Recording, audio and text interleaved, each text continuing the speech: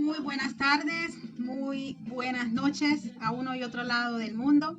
Quiero bendecirlos en esta tarde, saludar a todas aquellas personas que se conectan a este directo y también a aquellos que puedan verlo en diferido. Como les digo, en estos momentos lo único que nos puede sostener es la fe y quiero mostrarles aquí cómo el Señor nos muestra que la fe para nosotros es un escudo, ¿verdad? Es un escudo con el cual nosotros vamos a poder resistir en los días difíciles, vamos a poder resistir en el día malo. No solamente el escudo, nos habla de toda la armadura de Dios. Entonces, yo quiero leerles en estos momentos Efesios capítulo 6, del verso 10 en adelante. Dice la palabra del Señor así: por lo demás, hermanos míos, fortaleceos en el Señor y en el poder de su fuerza. Vestíos de toda la armadura de Dios para que podáis estar firmes contra las acechanzas del diablo. Porque no tenemos lucha contra sangre y carne, sino contra principados, contra potestades, contra los gobernadores de las tinieblas de este siglo, contra huestes espirituales de maldad en las regiones celestes, es decir, en las regiones en el cielo, porque sabemos que el cielo no es uno solo. Este cielo que nosotros vemos es solamente el cielo atmosférico, y hay dos cielos más, que es el segundo cielo, donde según la Biblia están todas estas huestes espirituales de maldad, es decir, Satanás, sus demonios, y el tercer cielo donde habita Dios y sus ángeles. Entonces, dice la palabra que nuestra lucha no es contra carne y sangre, ¿sí? Sino que es contra estos seres espirituales de maldad que habitan en esas regiones celestes, en esas regiones del cielo, ¿sí?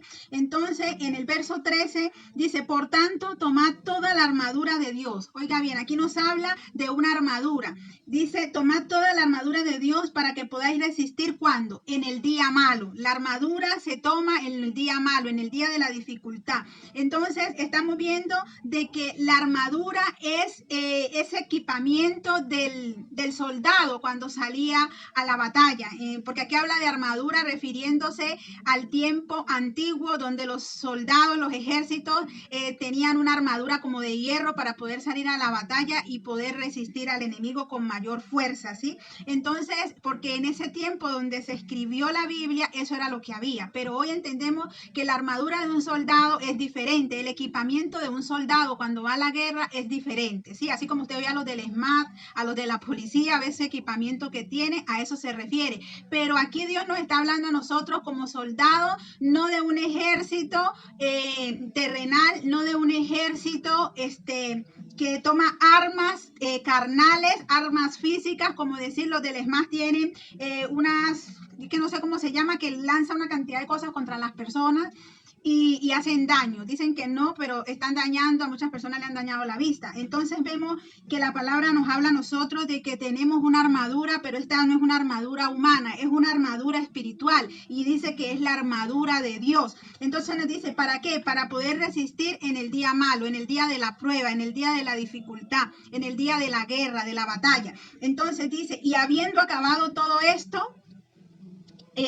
habiendo acabado todo, estar firmes, ¿sí? Estad pues firmes, ceñidos vuestros lomos con la verdad. Aquí empieza a describir de qué consta, de qué está formada esta armadura que Dios nos da a nosotros, cómo está constituida esa armadura con la que nosotros como cristianos, como creyentes en Jesucristo, como hijos de Dios debemos armarnos. Entonces, dice el pastor, quiero saludar por aquí, porque las personas se han empezado a conectar, algunos están saludando, otros todavía no, se están tomando su tiempo. Yo los voy a dejar tranquilos, que saluden cuando quieran. El pastor Jair Ormaza, mi pastor desde Colombia, dice: amén, así es, Dios te bendiga, te saludamos. Muchas bendiciones, pastores amados. Allá la pastora Sara también, un saludo, un abrazo fuerte desde Alemania, y a toda la familia y a todos esos hermanos de la fe. Y seguimos. Entonces dice la palabra que nosotros tenemos que vestirnos con esta armadura, y empieza describiendo que debemos ceñir nuestros lomos con la verdad, ¿sí? Y vestidos con la coraza de justicia, y calzados los pies con el apresto del evangelio de la paz. Sobre todo, toma el escudo de la fe, con que podáis apagar todos los dardos de fuego del maligno, y tomad el yelmo de la salvación y la espada del Espíritu, que es la palabra de Dios, orando en todo tiempo, con toda oración y súplica en el Espíritu, y velando en ello con toda perseverancia y súplica por todos los santos y por mí, a fin de que al abrir mi boca me sea dada palabra para dar a conocer con denuedo el misterio del Evangelio, ¿sí?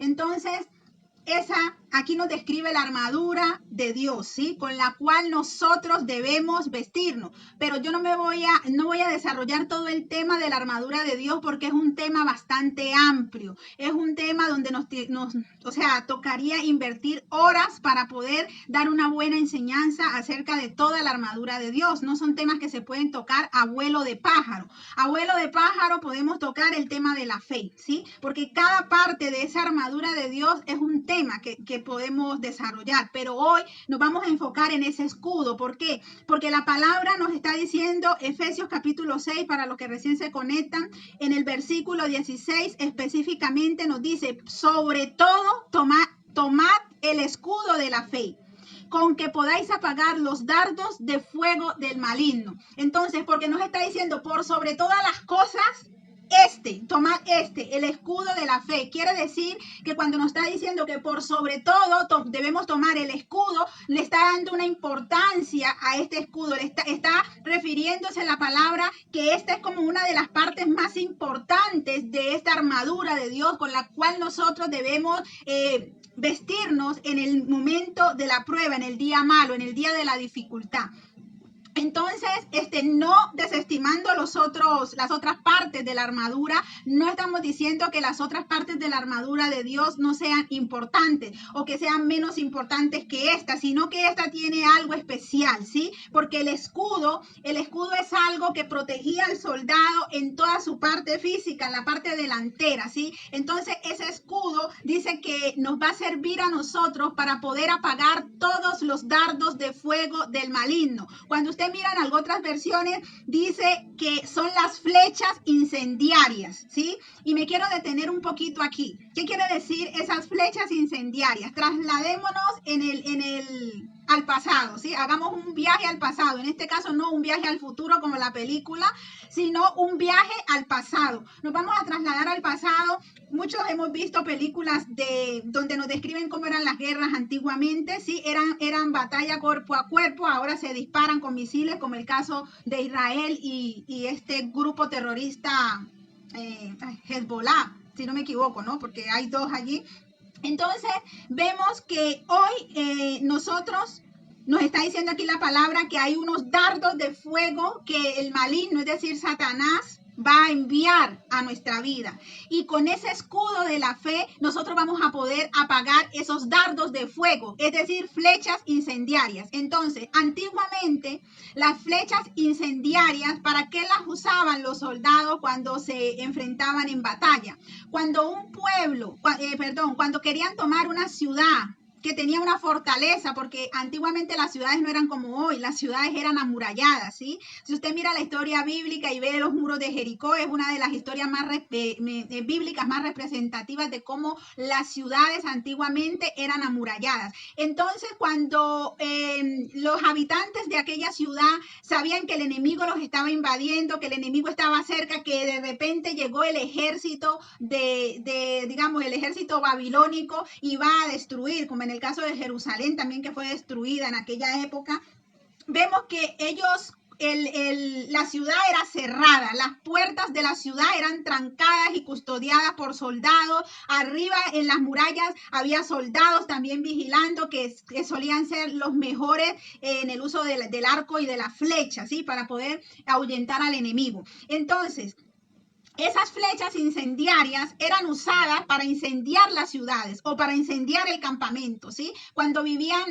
no en grandes ciudades, sino que vivían, por ejemplo, en toldas, en como tipo tiendas de campaña, lo que conocemos hoy como tiendas de campaña, el enemigo mandaba esas flechas con prendidas en la punta, ¿sí? Llevaban antorchas, como un tipo de flecha con una antorcha para poder incendiar las casas, para poder incendiar la ciudad. ¿Por qué hacían esto? Porque cuando era incendiada la ciudad o era incendiada tu casa alrededor, obviamente te obligaban a salir, ¿sí? Y cuando tú te veías en ese asedio de que estabas invadido, de que había fuego alrededor de tu casa y que ibas a morir quemado, entonces tenías que obligatoriamente salir de ese lugar. Entonces quedabas expuesto para que el enemigo pudiera matarte o pudiera llevarte cautivo, pudiera tomar la ciudad, tomar el campamento, ¿sí? Entonces las flechas incendiarias las usaban para eso, para incendiar todo tu entorno y que tú te vieras expuesto y tuvieras que sí o sí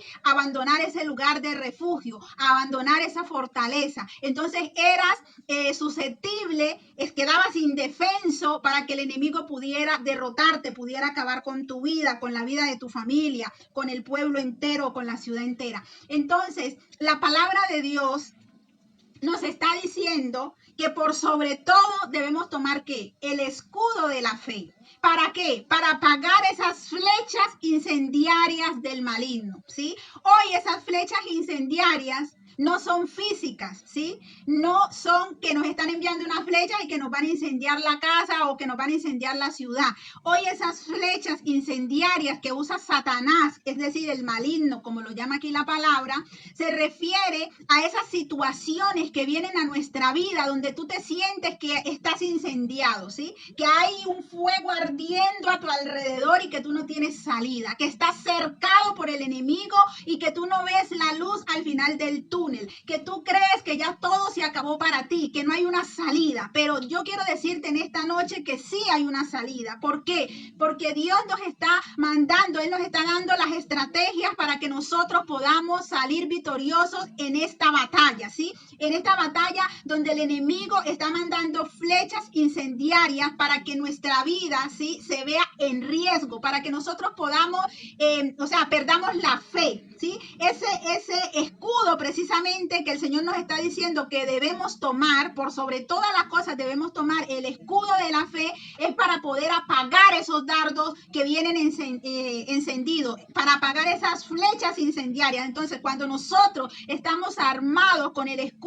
de la fe, no va a poder el enemigo vencernos, ¿sí? Porque antes de que él incendie nuestro entorno, nosotros con nuestra fe vamos a apagar esos dardos. El problema viene cuando nosotros dejamos de creer, cuando dejamos de tener fe, cuando dejamos de tener la mirada, cuando dejamos de tener la confianza puesta en Dios, puesta en Jesucristo, el único autor y consumador de la fe, dice la palabra. Entonces, es muy importante que en estos tiempos difíciles nosotros nos armemos con ese escudo de la fe, ¿sí? Podamos cubrirnos con ese escudo de la fe, porque mientras la fe esté en nosotros, mientras la fe esté en nuestros corazones, nosotros no vamos a ser vencidos, no vamos a ser derrotados por el enemigo. Yo le digo, yo soy una mujer de fe, soy una persona que hace ya más de 16 años que entregué mi vida al Señor.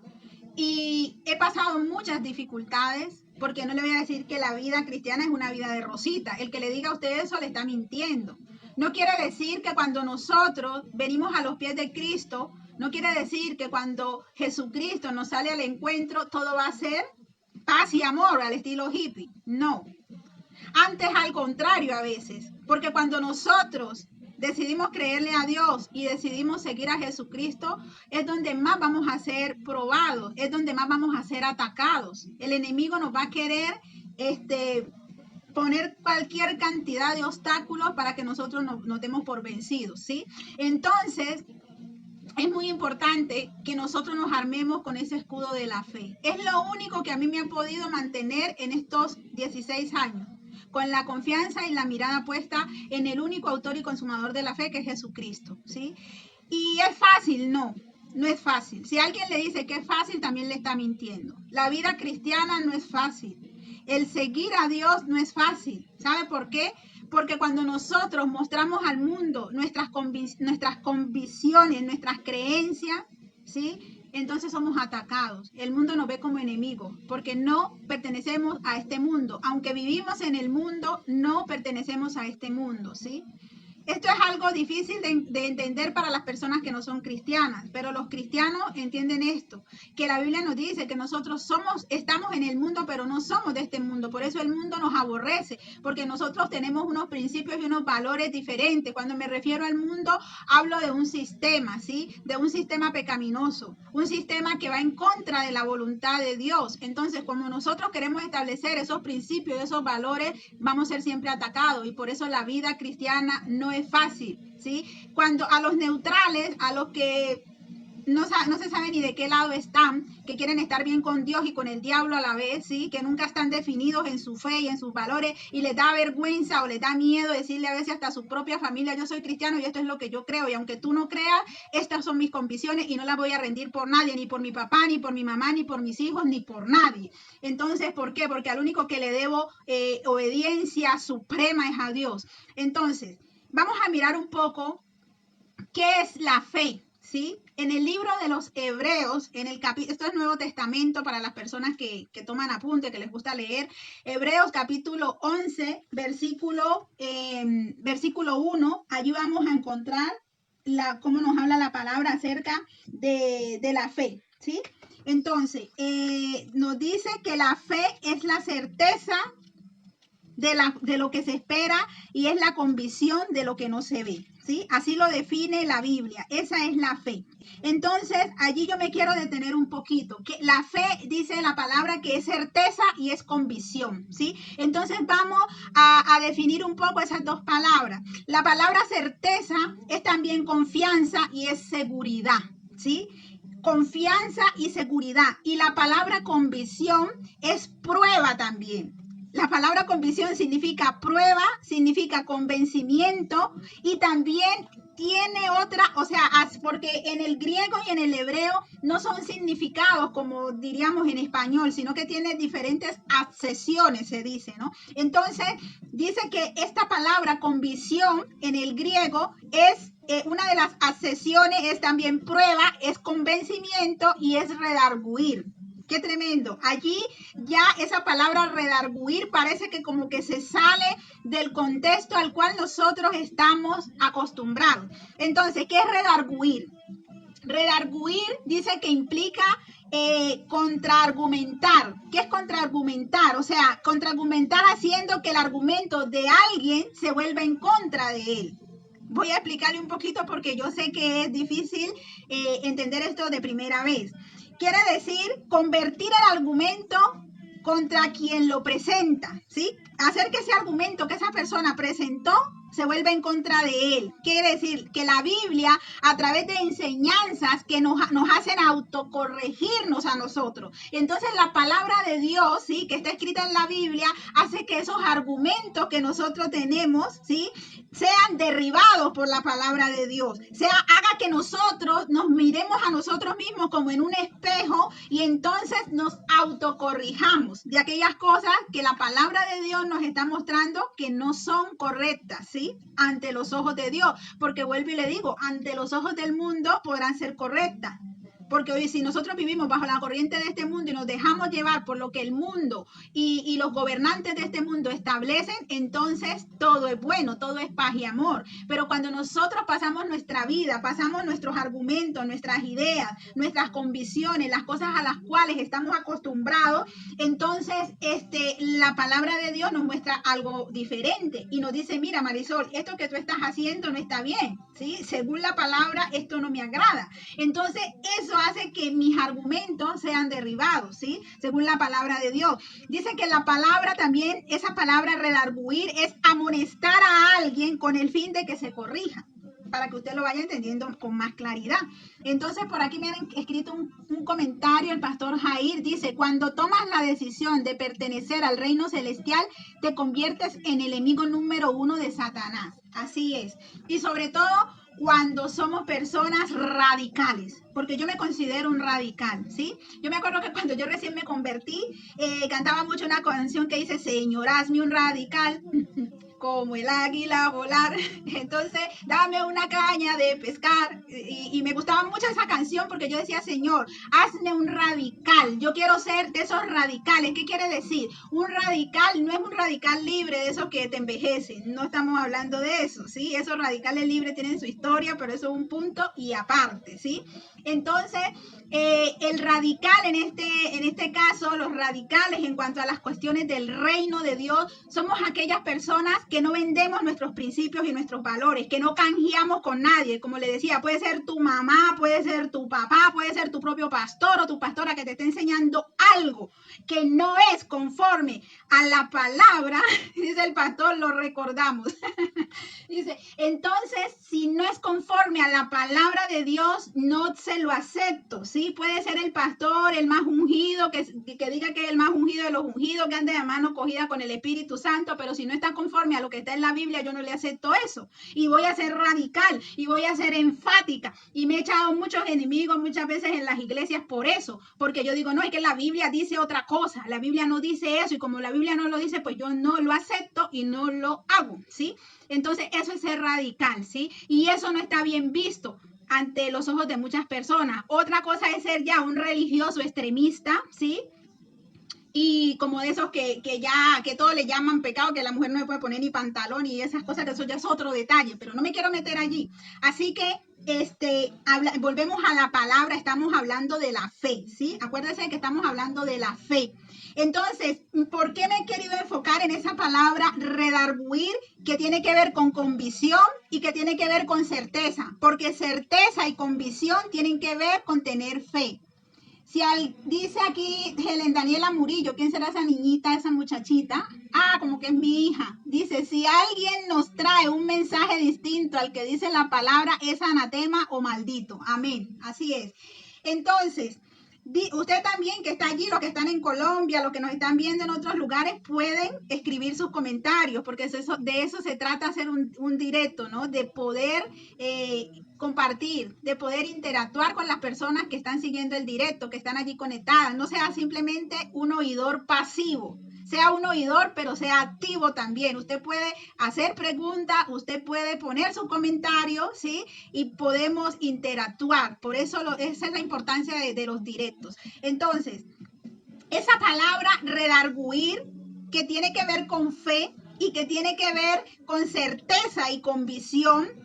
¿Por qué la traigo a colación? ¿Por qué me he enfocado un poco en esta palabra? Porque dice que esa palabra tiene que ver con derribar los argumentos que nosotros traemos. Porque muchas personas cuando leen la Biblia se encuentran con cosas en la Biblia, como por ejemplo que Dios mandaba a exterminar a un pueblo porque él decía que ese pueblo había que terminarlo, y hay gente que no le cabe eso en la cabeza. Dicen que nuestro Dios es un Dios asesino, por ejemplo. Entonces, por eso le digo que la palabra de Dios en 2 de Timoteo capítulo 3, verso 16, nos dice que toda la escritura es inspirada por Dios y que es útil para enseñar, para corregir, para redarguir, para instruir en justicia, a fin de que, ¿cuál es el fin de todo eso? De que el hombre de Dios sea perfecto y enteramente preparado para toda buena obra. Entonces, esa palabra redarguir, que es la que nos va a derribar nuestros argumentos, ¿sí? Cuando nosotros escuchamos o leemos cosas de la Biblia, entonces nuestros argumentos como que ya no son tan sólidos, tan fuertes, ¿sí? Entonces hay algo dentro nuestro que empieza a actuar, y ese algo se llama la conciencia, y esa conciencia es la voz de Dios en nuestro interior. Ese es el previo conocimiento de Dios Padre que Él puso dentro de nosotros cuando fuimos creados. Sea usted cristiano o no lo sea, usted fue creado por Dios, usted tiene ese previo conocimiento de Dios Padre. ¿Qué quiere decir previo? Que fue puesto antes de que usted naciera dentro suyo.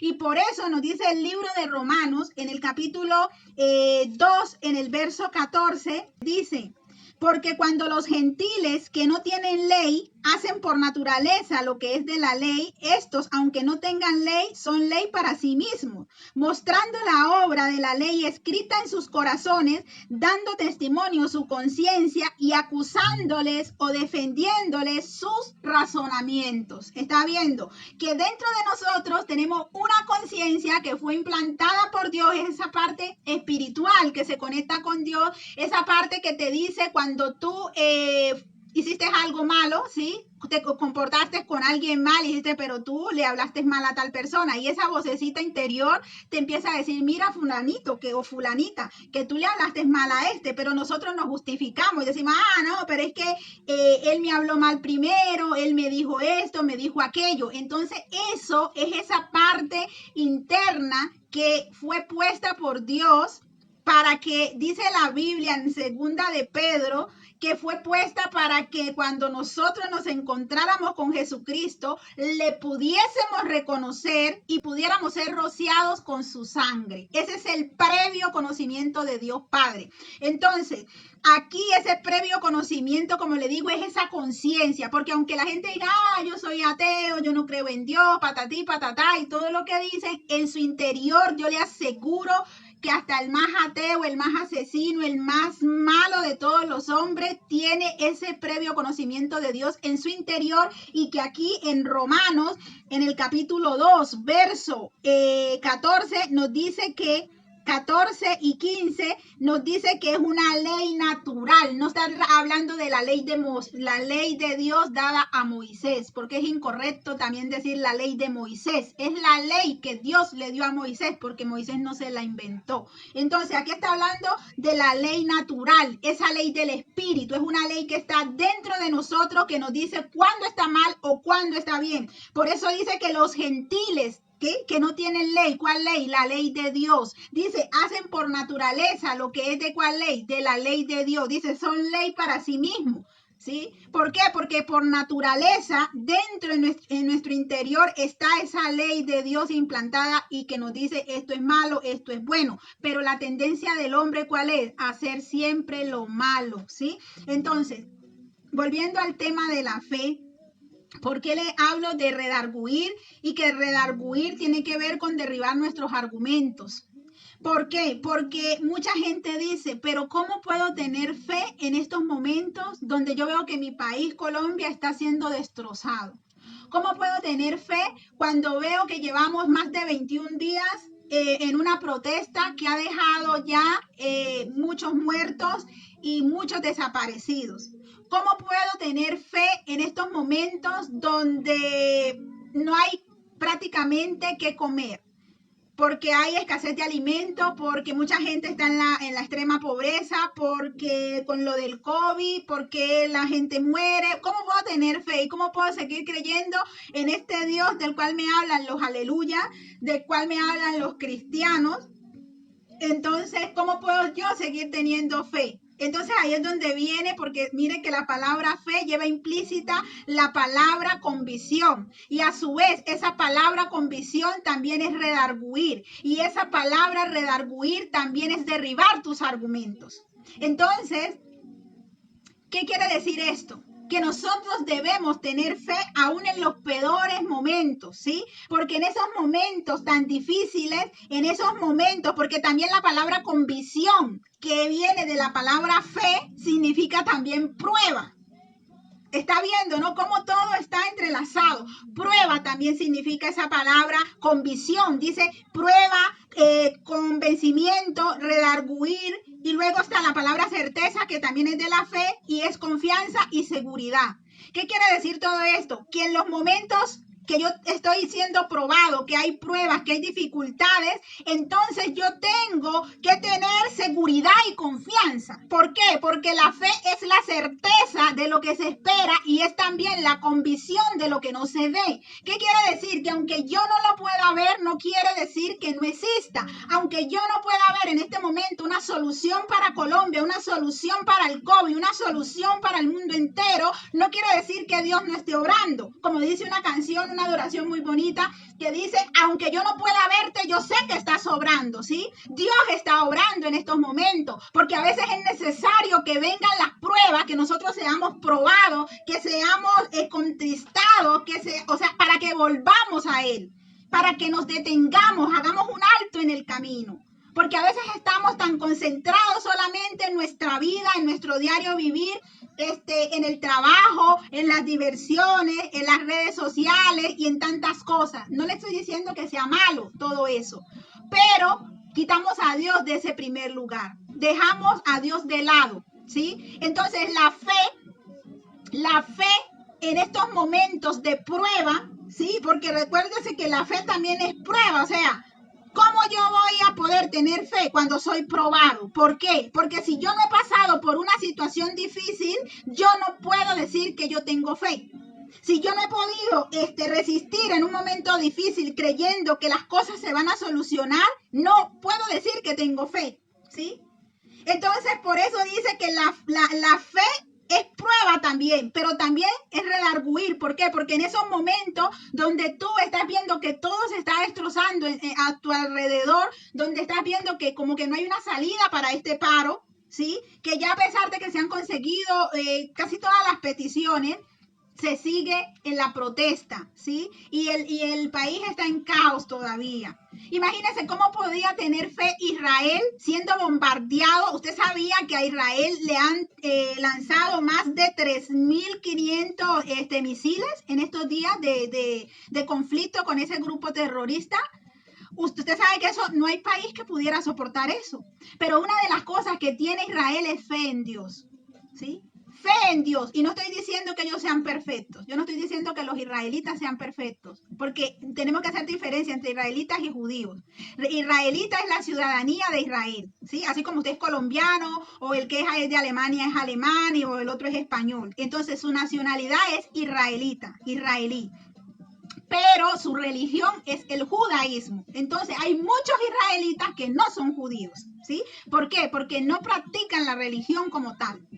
Ellos creen cualquier otra cosa. Hay muchos que no creen ni en Dios, para que usted tenga claridad de eso. Entonces, pero la mayoría, lo que yo sí le puedo decir, que el 90% de Israel cree en Dios. Y esa es la confianza de ellos, y esa es la esperanza de ellos. Por eso, en este momento, aunque estaban siendo bombardeados, no solamente por los terroristas, sino también que hay otro bombardeo por los medios, un bombardeo mediático, donde a Israel se le hace ver siempre como el malo de la película, y los palestinos son los buenos, ¿sí? No estoy diciendo que no hayan víctimas de un lado y de otro, ¿sí? Porque muchos de los palestinos están siendo usados por esos grupos terroristas y son también ellos víctimas, mueren, ¿sí? Injustamente. Entonces, ¿qué es lo que a Israel le ha hecho poder prevalecer y poder sobrevivir en estos momentos de ataque tan terrible? Y no solamente esto ha vivido Israel, sabemos que a través de la historia Israel ha vivido muchas cosas difíciles, como fue el holocausto nazi, pero a pesar de eso se pudieron levantar. ¿Por qué? Porque Dios siempre ha estado con ellos. Y por eso vuelvo y le repito, aunque todos no crean, la mayoría creen en Dios. Y ellos saben que su socorro viene de Dios. Y más que esa cúpula de hierro que ellos tienen que repele los misiles, ¿sí? Y que algunos son muy pocos los que caen, la cúpula más grande que tiene Israel es la cúpula del Dios Todopoderoso, de el Jehová de los ejércitos, el Señor de las batallas, el que pelea por su pueblo. Y ese Dios que pelea por Israel también pelea por usted y por mí, pero es necesario que usted crea y usted crea que Él existe, porque Él es galardonador de los que le buscan. Entonces, en el libro de, a ver, por aquí yo lo había copiado,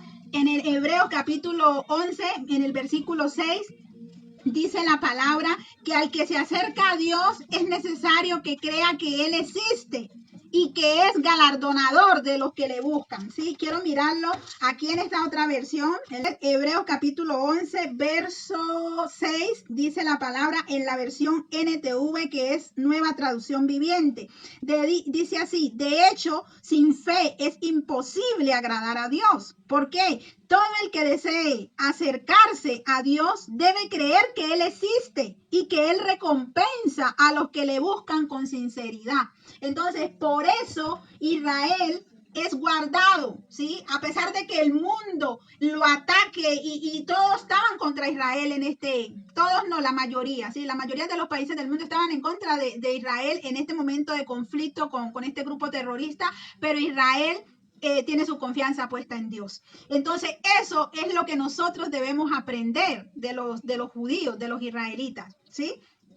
A tener nuestra confianza en Dios, porque sin fe, recuerda que lo acabamos de leer, sin fe es imposible agradar a Dios. Y es una fe loca, es una fe que lleva implícito redarguir, que redarguir quiere decir que te va a derribar todos tus argumentos humanos que tú tienes.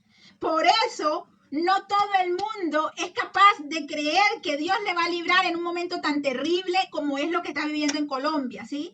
No, en Colombia, en este momento, a los ojos humanos no hay salida. Pero si nosotros nos aferramos a Dios Todopoderoso y Colombia empieza a rendirse delante de Dios, porque yo sé que hay muchos cristianos que ya están orando y están rogando y creyendo en que Dios va a intervenir, ¿sí?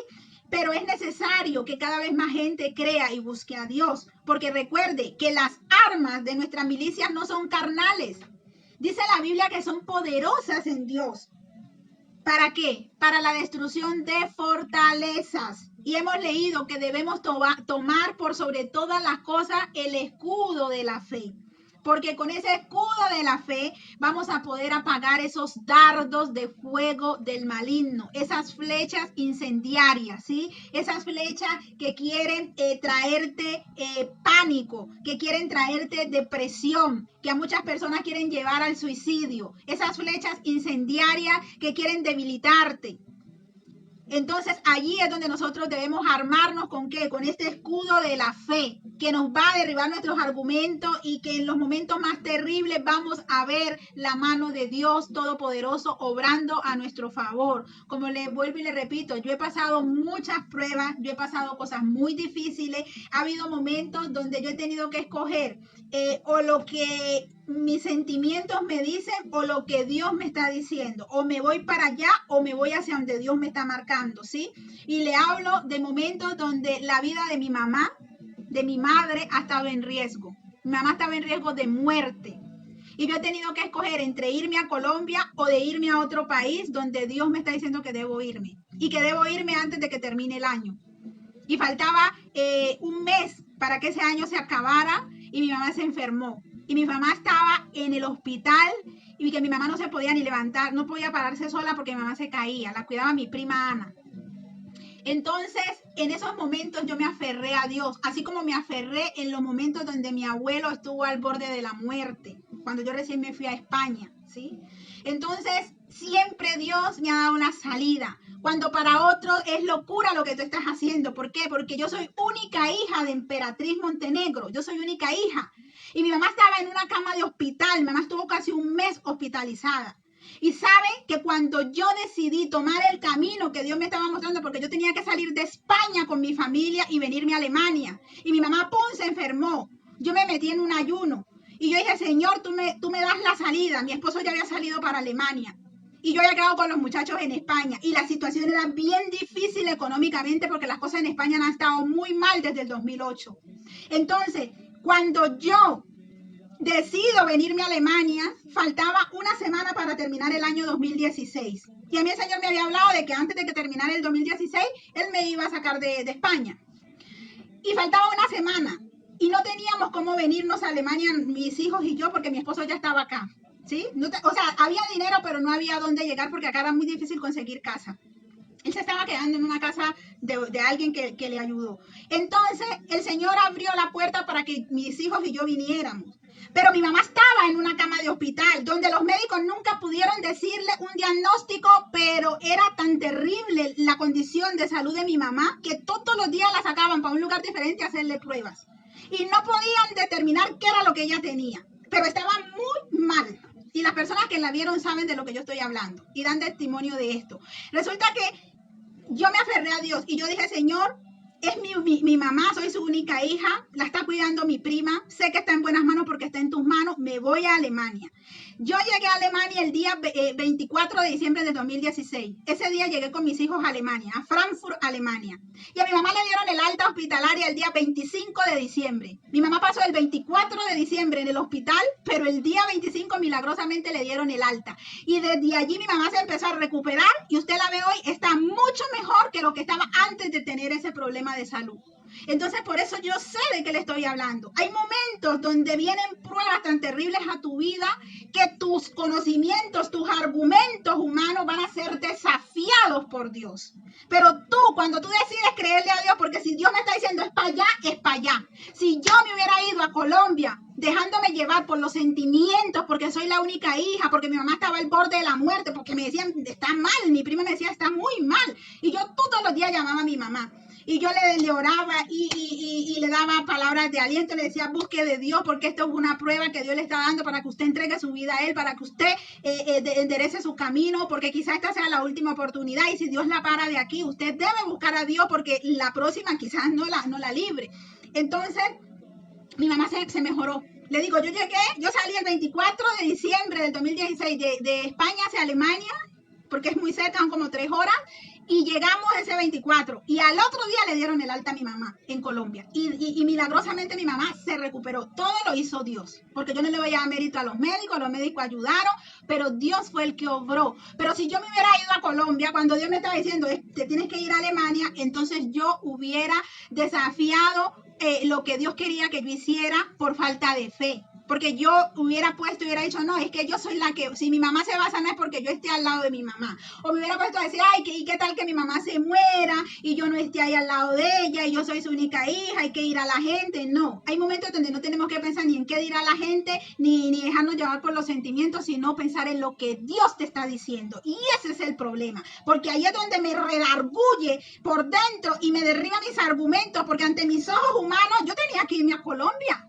Pero ante los ojos de Dios, yo no tenía que irme a Colombia, yo tenía que venirme a Alemania, ¿sí? Entonces, por eso le hablo, en estos momentos de dificultad que estamos viviendo, no solamente en Colombia, en el mundo entero, porque la gente sigue muriendo por COVID, ¿sí? Los conflictos, dice el Señor que habrá guerra y habrá rumores de guerras y habrá disoluciones, creo así, que tiene que ver cuando el pueblo se levanta contra el gobierno, y eso no está sucediendo solo en Colombia, eso está sucediendo en muchos países, y eso es principios de dolores. Eso nos anuncia que la venida de nuestro Señor Jesucristo está muy cerca. Pero nosotros debemos de tomar ese escudo de la fe. Debemos, dice disensiones, dice mi esposo, que es lo que habrá, ¿sí? Entonces, nosotros debemos tomar ese escudo de la fe, porque yo le digo, no quiero ser, como dice, ave de mal agüero, no quiero ser profeta del mal, pero yo le digo lo que la Biblia dice, ¿sí? Que los tiempos finales no serán fáciles. Estamos viviendo los días finales de los tiempos finales. Porque los tiempos finales, para que usted tenga claridad, estos se inauguraron con la muerte de Jesucristo en la cruz. La muerte y la resurrección de Cristo dio el comienzo a los tiempos finales. Por eso, desde el momento en que Cristo resucita y asciende al cielo, entonces se inaugura esos tiempos finales, y por eso los apóstoles y los discípulos en esa época predicaban que Cristo viene ya, Cristo viene pronto. ¿Por qué? Porque ya se inauguraron los tiempos finales. Pero hoy, ¿en qué tiempo profético estamos? Estamos en los días finales de los tiempos finales, ¿sí? Entonces, esa es la diferencia. Por eso muchos dicen, no, pero es que desde que yo era niño están diciendo que Cristo viene y no viene. Es por eso, porque una cosa son los tiempos finales que fueron inaugurados con esa muerte y resurrección de Jesucristo, y otras cosas son los días finales de los tiempos finales. Entonces estamos en esos días finales, y por eso hay todas estas cosas. Dice el pastor, eres una guerrera de la fe. Por allí mi esposo dice, bendiciones, amén, amén, gloria a Dios. Bueno, yo me voy despidiendo porque ya se nos ha ido el tiempo y no quiero ser exhaustiva, ¿sí? Así que quiero dejarlos con esa fe. Quiero hacer una breve oración para aquellas personas que están viendo, aquellos que van a ver el video en diferido. para que puedan armarse de fe. ¿Sí? No perder la fe. En estos momentos lo peor que podemos hacer es perder la fe. Padre amado, Dios todopoderoso, Señor, creador del cielo, de la tierra, del mar y de todo cuanto en ellos hay, te damos gracias, Señor, amado, en esta hora por tu bendita y santa palabra. Gracias, Señor, porque tú eres el que nos ha dado esa fe. Esa fe de la cual debemos echar mano en estos momentos difíciles, Señor, porque tu amado Hijo es el autor y el consumador de la fe, Jesucristo, nuestro Salvador, en el cual debemos tener puesto nuestros ojos, puesto los ojos en Jesucristo, el autor y consumador de la fe. No poner la mirada en otra cosa, porque cuando ponemos la mirada en las cosas de este mundo, en los problemas del día a día, en todas las malas noticias que escuchamos en los noticieros, en las redes sociales, entonces nuestra fe se debilita. Debemos poner la mirada en Dios, debemos buscar a Dios en estos momentos, Señor. Por eso, Señor, yo te ruego, Padre, que aquellos que no tienen fe, que aquellos que les cuesta creer, Padre, sean fortalecidos, Señor, en estos momentos, Padre, porque tú eres, Señor, el que afirma, Señor, nuestras rodillas endebles. Tú eres, Señor, el que alza nuestras manos caídas. Tú eres, Señor, el que levanta nuestra cabeza, Padre. Y en esta hora, Dios Todopoderoso, yo te ruego, Señor, que traigas esa unción nueva y fresca sobre nuestras cabezas, Padre. Que nos unja, Señor, con ese aceite nuevo y fresco, Padre amado, para poder estar firmes en el día malo, para poder resistir, Señor, porque sin ti, Señor, es imposible seguir adelante, Padre. Al que no tenga fe, Señor, le sea dada, Dios Todopoderoso. Te lo rogamos, Señor. Te rogamos porque tú eres nuestra única respuesta. Tú eres nuestra única solución. Tú eres nuestro refugio. Tú eres nuestro escudo. Tú eres nuestra confianza. Alzaré mis ojos a los montes. ¿De dónde vendrá mi socorro? Mi socorro viene del Señor, Dios Todopoderoso, que hizo los cielos y la tierra. Oh Señor, a ti clamamos, Señor, y en ti confiamos. Bendecimos, Señor, a todas las personas a las cuales pueda llegar este mensaje, Padre. Y te rogamos, Señor, que sean revestidos de fe, Señor, de confianza en ti, Padre Santo. En el nombre poderoso de Jesús, amén y amén. Bueno, me despido en esta hora, no sin antes saludar por allí a mi cuñada Aileen. Amén y muchas bendiciones para todos. Aileen, muchas bendiciones, mucha fortaleza en estos momentos difíciles, porque Dios no está muerto, Él está vivo y Él está allí obrando, Él está allí en secreto y todo el que le busca lo va a hallar, ¿sí? Entonces Él es nuestra única respuesta para cualquier situación que podamos estar viviendo, sea una situación económica, una situación de salud, sea una situación familiar, lo que sea. Él es nuestro único refugio, es la única respuesta que tenemos. Dice el pastor Jair Ormaza: hija, te bendigo a ti y a tu familia, eres una ministra de bendición, mi familia te saluda. Muchas bendiciones para todos, los amamos mucho y como siempre los he dicho, ustedes fueron esas personas que Dios usó para que nosotros diéramos nuestros primeros pasos en el Evangelio y sembraron en nosotros ese fundamento que es Cristo. Y como se los dije una vez, muchos han querido edificar sobre nosotros con hojarasca y con heno. Pero la palabra de Dios dice que el que edifica edifica sobre ese fundamento que es Cristo, con heno, con hojarasca, dice que eso va a ser quemado. Pero cuando edificas con piedras preciosas, con oro, ¿sí? Entonces eso permanece. Y ustedes edificaron nosotros no solamente el fundamento, sino que edificaron con esas perlas preciosas, con ese oro. Por eso todo lo que es heno, todo lo que es hojarasca, que durante estos años ustedes nos soltaron a Daniela y a mí cuando éramos bebés espirituales, porque estuvimos menos de un año con ustedes y llevamos ya 16 años en el Evangelio, o sea que hemos estado 15 años por acá en Europa, y ese fundamento fuerte y sólido en Jesucristo que ustedes pusieron, guiados por la mano de Dios, ha prevalecido por sobre todas las cosas. El heno y la hojarasca no han podido, ¿sí? No han podido porque han intentado.